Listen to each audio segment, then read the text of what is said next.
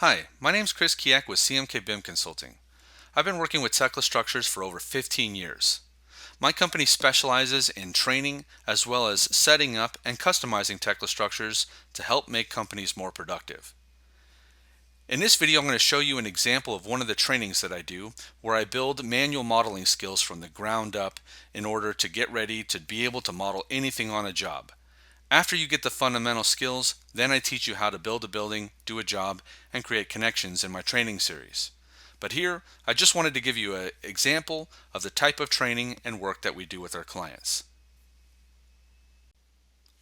All right, in this video we're going to do a handrail again, just as a little bit of a repeat of the process, but we're going to also show how to use the numeric entry to enter in a variety of different lines on a handrail. So first let's go to the steel menu, and I'm actually going to use a beam to start out with. And so I'm going to load up those properties here, and I'm going to go to the top and I'm going to load up rail. So I've got rail starting as a default here, and I'm going to just pick my bottom point, and then I'm going to go just hover my mouse orthogonally up so we can see that blue Z line there, and I'm just going to type in 3'6". So again, to do your feet and inches entry, you just do 3 and then the apostrophe 6, and you can exclude the inch mark because it'll know that anything after the apostrophe is pretty much going to be inches. If we wanted to do like a half inch after that, like 3'6½", we could do the inch mark and then put the fraction after that. That's the fastest way to do feet, inch, and fraction input within Tekla. So we're just going to do 3'6", and so then we now have that handrail placed in there. Now I'm going to go ahead and interrupt that. So this is basically just representing our first post, and then let's say that I do, again, I'm going to select the post here, I'm going to right click, and I'm going to say copy or copy special. In fact, let's even try copy special this time. So we'll do copy special linear, and it brings up a little dialog box where we can put X, Y, and Z values. Now the positive X in the model is going to the right here along grid line A. And let's say that I just want 3 posts at 4 foot. So I'm going to type in 4 foot here, and I'm going to type in 2 because I want 2 posts copied from that. So in the X direction, I'm going to get 2 copies. So I'll say copy, and now I have a total of 3 posts and 2 copies of the originally selected post. All right, so we're all done with that. Now what I'm going to do is I'm going to model in the polybeam for the rail.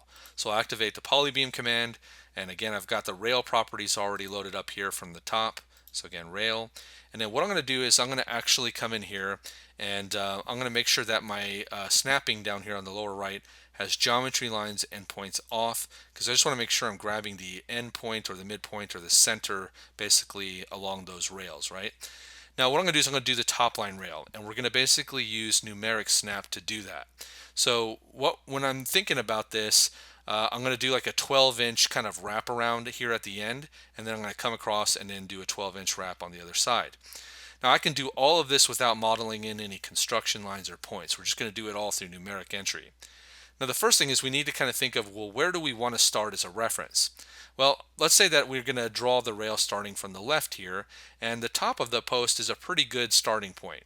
So what I'm going to do is I'm going to say Control on my keyboard and then left click. So I'm holding down Control and I left click. And what that does is it puts in a little green X there, and it's a little bit light, but there is a little green reference X there. Now what that does is I didn't actually make that as my first picking point of my polybeam. That just set a reference point that I'm actually going to do an offset from. So if I press R on my keyboard, we're going to now do the first point of our polybeam an XYZ relative distance away from that control left click or that reference point we just set there at the top of the post. So I need to go over negative 12 inches in the X relative to the top of that post, comma, to separate X from Y from Z. So negative 12X, then I'm going to go 0 in the Y direction because I don't really need to go up and down. I'm staying parallel to grid line A. Then I'm going to do a comma, and I'm going to say negative 12 basically here in the Z. Now actually when I think about this, really the real starting point of this is not actually a negative 12x. I made a mistake there. Really I want to go from the top of post 0, 0, negative 12 because I just want to go straight down as the starting point of my bent rail here. So I'm going to do 0, 0, negative 12. Alright, well let's see if I've done this right and if that makes sense. So I'll press OK. Well, it looks correct. It looks like that first point relative from the top of the post is down 12 inches. Well, I'm going to just do a horizontal line, and I can see that it actually snaps to 1 foot here. And the more you zoom in, the more refined the ortho snap kind of gets. It goes into inch marks, and the more further out you go, it goes and jumps to feet. So I'm going to come in here, and let's say that I just want 1 foot. So I'll just click, then I'll go up, and I want 1 foot, so I'll click, then I'll head over. Now, take a look at this. I'm going to go 1 feet over to the right from this last post. So I'm going to control left click again, so that way I'm setting a reference point, and I'm just going to go 12 inches over from that. So then I can type that, and it now goes 12 inches over. Then I can go 12 inches down, then perpendicular, middle mouse button, and now I've got my rail here in the model. So I'm going to go ahead and right click and interrupt, and you can see that I've got that top rail. Now let's do it again. So I'm going to delete it out, and let's just practice that one more time. So I'm going to select on it. I'm going to say control left click as a starting point, and this time I'm going to do a little bit differently. I'm just going to hover my mouse straight downward, and instead of the relative or the R key to make a relative, I'm just going to do 12 in this direction. So wherever my mouse is hovered, whatever number I type, it's going to go 12 inches away from there. So now I'll go 12 inches this way.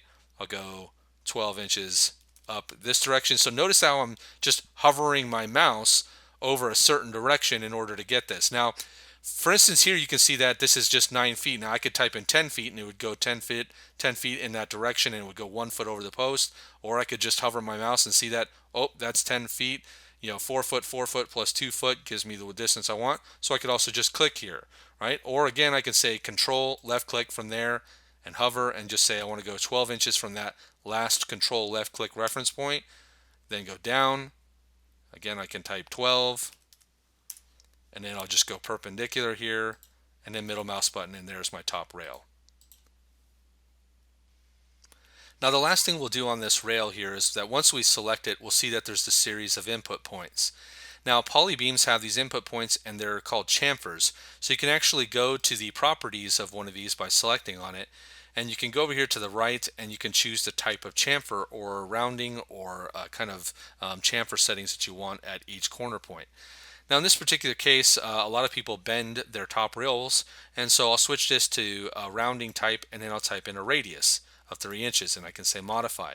Now I can also hold down multiple points. So as long as I first select the polybeam so the points become visible, I can hold down control, and then I can also just kind of click each of those points that I want to set the rounding radius on. So let's go ahead and do this again. So we got that point there, that point, and then that point and that point. All of those are going to get this 3-inch radius. So then I can just come over here and we'll come up to the top and we'll just say corner chamfer is what we want to select.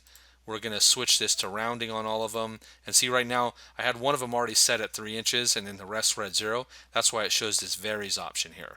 So I'm going to switch these to be all 3 inches and press modify, so that way I can do a modify of multiple points at the same time. Now I'm going to undo, so I'm going to say undo up here at the upper left hand corner, and let's just undo back to where everything's square. Now the other thing I could do is, if that clicking is kind of tedious, holding down control and clicking, one way you can do it too is you select on the part and hold down alt and window from left to right, and that just grabs those points as well. So then you can just switch this to rounding, do 3 inches here and say modify, and then over on the other side you could repeat the same process. So hold down alt, window around just those 2 endpoints, switch this to rounding, 3 inches, and say modify.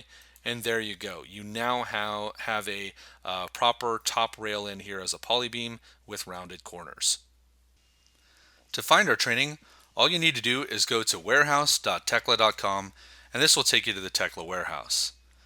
In the search, basically look up Tekla training, or you can look up CMK BIM, and basically you'll see the groups of training that we're doing. If you click on that, it'll bring you to that page where you can purchase the training, and you can see all of the different videos and chapters that are included. Also, you can always download one of the example trainings that are specific to that particular group or category. If you have any questions, you can feel free to reach out to me. Again, Chris Keyack at CMK BIM Consulting.